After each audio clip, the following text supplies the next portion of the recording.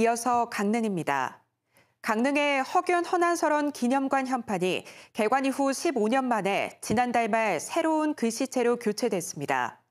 강릉시는 글씨체에 정치색이 있다는 일부 민원에 따랐다는 입장인데 논란이 예상됩니다. 김보람 기자가 보도합니다. 홍길동 전을 지은 허균의 혁신 사상을 선양하고 여르시인 난설원 허초이의 문화적 업적을 기리기 위해 조성한 허균 허난설원 기념관입니다. 목조 건물 입구에 내걸린 기념관 현판이 최근 바뀌었습니다. 2007년 기념관 개관 당시 고 신영복 교수가 직접 쓴 글씨를 새겨 만든 현판 대신 새로운 서체가 새겨졌습니다.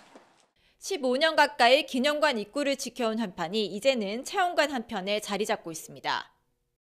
강릉시는 기존 현판 글씨를 쓴 신 교수가 정치적으로 편향된 인물이라고 문제를 제기한 민원이 있어 현판을 교체했다고 밝혔습니다.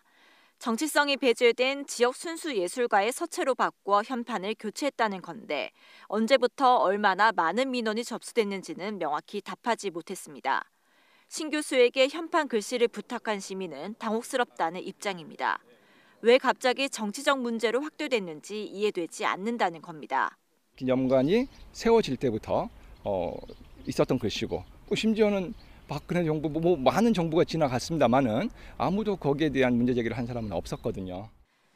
실제로 신 교수의 글씨체는 지역 소주 로고에 활용되는 등 대중적으로도 꽤 익숙한 서체입니다. 강릉시가 강릉의 대표 관광지 가운데 하나인 허균 허난설원 기념관 현판을 정치적으로 해석한 데 대한 논란은 당분간 계속될 수밖에 없을 전망입니다. KBS 뉴스 김보람입니다. 오늘 오전 강릉시 강동면 안인화력발전소에서 유연탄에서 발생한 먼지와 냄새가 확산해 인근 주민들과 발전소 노동자 등이 불편을 호소했습니다.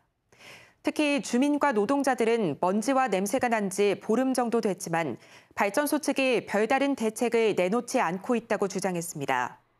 강릉 에코파워는 안인화력 2호기 시운전 과정에 석탄 저장고에 문을 열어두고 작업을 하면서 먼지와 냄새가 확산한 것으로 보인다며 내년 3월쯤 상업운전이 시작되면 불편은 발생하지 않을 것이라고 설명했습니다. 강릉시는 오늘 강릉 마리나 선주협회와 만난 자리에서 시설을 운영하고 있는 A업체가 민자 유치 사업 실시 협약서에 명시된 주요 의무를 이행하지 않은 것으로 보인다며 이달 안에 관련 협약을 해지할 방침이라고 밝혔습니다. 강릉시는 또 A업체로부터 계류장 운영권을 회수해 강릉관광공사에서 직접 운영하는 방안을 검토하기로 했습니다. 앞서 강릉 마리나 선주협회는 요트 마리나 시설 보수와 안전관리가 미흡하다며 강릉시청을 항의 방문해 강릉항 요트 마리나 운영 정상화를 요구했습니다. 지금까지 강릉이었습니다.